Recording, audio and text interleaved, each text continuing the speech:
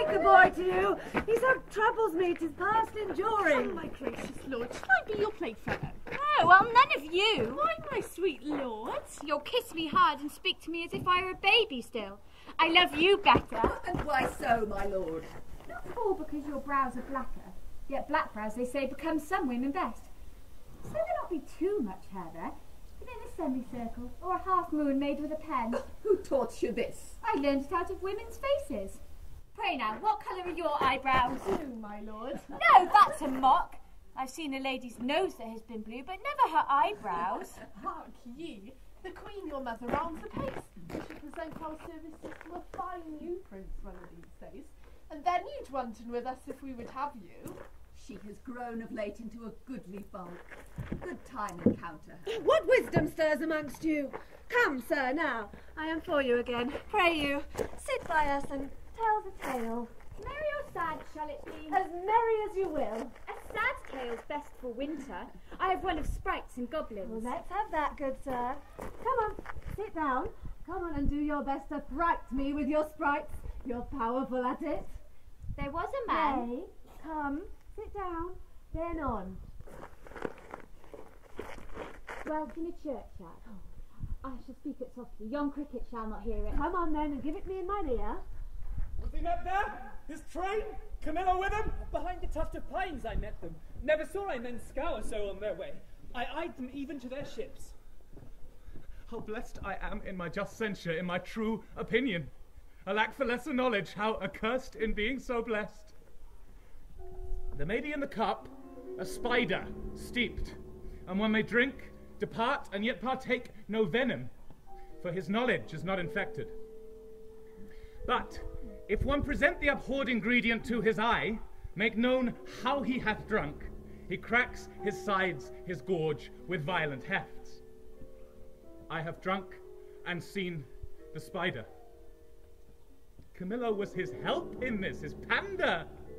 There is a plot against my life, my crown. All's true that is mistrusted. How came the posterns so easily open? By his great authority, which often hath prevailed no less than so on your command. I know it too well. Give me the boy! I'm glad you did not nurse him, though he does bear some signs of me, yet you have too much blood in him. What is this? Sport? Bear the boy hence. He shall not come about her. Away with him, and let us sport herself with that she's big with, for 'tis Polixenes has made thee swell thus. But I'd say he had not, and I'll be sworn you would believe my saying. How you lean to the nayward? You, my lords, look on her. Mark her well. Be but about to say she is a goodly lady, and the justice of your hearts will thereto add 'tis pity she's not honest. Be it known, from he that has most cause to grieve, it should be. She's an adulteress. Should a villain say so? The most replenished villain in the world. He were as much more villain. You, my lord, took a mistake. You have mistook, my lady. Polixenes for Leontes, our thing!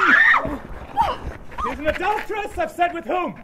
More, she's a traitor, and Camillo is a federy with her, one that knows what she should shame to know herself, but with her most vile principle, that she's a bed swerver, even as bad as those that vulgars give bold titles to. Aye, and privy to this, their late escape. By my life, privy to none of this. How will this grieve you when you shall come to clearer knowledge that you thus have published me? Gentle, my lord, you scarce can write me truly then to say you did mistake. No. If I mistake in these foundations which I build upon, the centre is not big enough to bear a schoolboy's top. Away with her to prison! He who shall speak for her is afar off guilty, but that he speaks. There's some ill planet reigns. I must be patient until the heavens look with an aspect more favourable. Good, my lords, I am not prone to weeping as our sex commonly are, the want of which vain Jew perchance shall dry your pities, but I have that honourable grief lodged here, which burns worse than tears drown. Beseech you all, my lords, with thoughts so qualified as your charities shall best instruct you, measure me, and so the king's will be performed. Shall I be heard? Who is that goes with me? Beseech your highness, my women may be with me, for you see, my plight requires it. Do not weep, good fools. There is no cause. When you shall know your mistress has deserved prison, then abound in tears as I come out. This action I now go on is for my better grace. Adieu, my lord. I never wished to see you sorry. Now I trust I shall. My women come. You have leave. Go, do our bidding, hence. Beseech your highness, call the queen again. Be certain what you do, sir, lest your justice prove violence, in the which three great ones suffer, yourself, your queen, and your son. For her, my lord, I dare my life lay down, and will do it, sir, please you to accept it, that the queen is spotless in the eyes of heaven and to you. I mean in this which you accuse her. If it proves she's otherwise, I'll keep my stables where I lodge my wife. I'll go in couples with her. Then when I feel and see her, no further trust her. For every inch of women in the world, yea, every drab of women's flesh is false if she be. Hold your pieces. It is for you we speak, not for ourselves.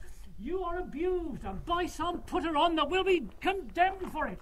Would I knew the villain, I'd damn him.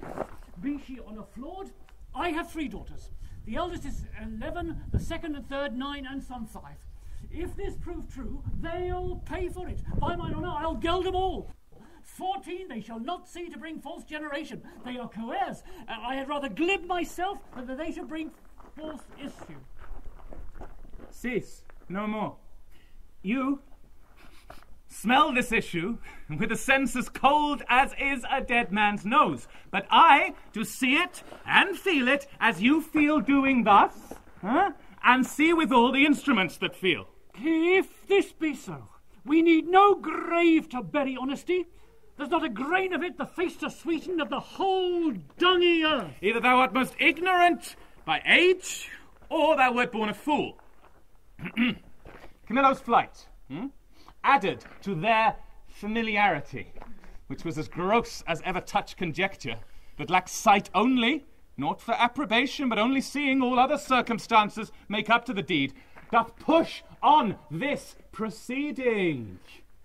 Yet, for a greater confirmation, for in an act of this importance 'twere most piteous to be wild, I have dispatched in post to sacred Delphos, to Apollo's temple, Cleomenes and Dion, whom you know of stuffed sufficiency. Now from the oracle they will bring all, whose spiritual counsel had will stop or spur me. Have I done well? Well done, my lord. Though I am satisfied and need no more than what I know, yet shall the oracle give rest to the minds of others, such as he, whose ignorant credulity will not come up to the truth. So have we thought it good, from our free person she should be confined, lest that the treachery of the 2 fled hence be left her to perform. Come, follow us. We are to speak in public, for this business will raise us all. To laughter, as I take it, if the good truth were known.